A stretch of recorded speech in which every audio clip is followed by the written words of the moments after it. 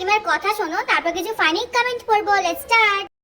আজকে সন্ন্যাস সেরেই সুমি বাড়িতে চলে আসবে। এক মাস যেহেতু সুমি মাছ মাংস খায়নি, তাই ভেবেছি আজকে মাছ মাংসই রান্না করবো বাড়িতে। ভাবলাম একবার সুমির সঙ্গে ফোন করেই দেখি সুমি কি রান্না করতে বলে। এদিকে সুমি বলে উঠলো, মা মাছ মাংস তো খেতেই পাচ্ছি না, কেমন গন্ধ লাগছে। সুমি, একটা মাস মাছ খাসনি, তার জন্যই তো এরকম হচ্ছে। খেতে খেতে আবার সবকিছুই ঠিক হয়ে যাবে। আজকে আমি মাংস রান্না করেছি কাঠের উনুনে, কারণ কাঠের উনুনে রান্না করলে মাংস খেতে আরো টেস্টি হয়, যার জন্য ভিডিওটা তোমাদের ভালো করে দেখাতেই পারিনি। মাছ যখন সুমি খেতে পাচ্ছে না, তাই আমি অল্প কিছুই রান্না করলাম। পটল ভাজা, টক ডাল আর সঙ্গে রেখেছি মাংস। এদিকে রান্না করতে করতে হৃদয়ের সুমি এসেও গেল। আর সুমি বাড়িতে আসার সাথে সাথে পার্সেলের লোকও বাড়িতে এসে গেল।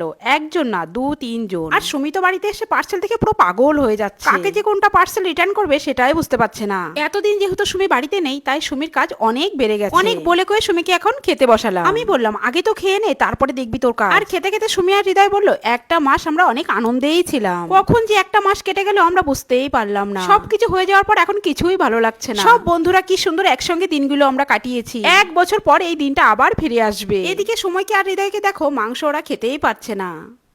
তো চলিए শুরু করতে हैं। পুরো মনে হচ্ছে যেন পাঁচালি পড়ছে। সুমি রচনা, না না না, গরুর রচনা।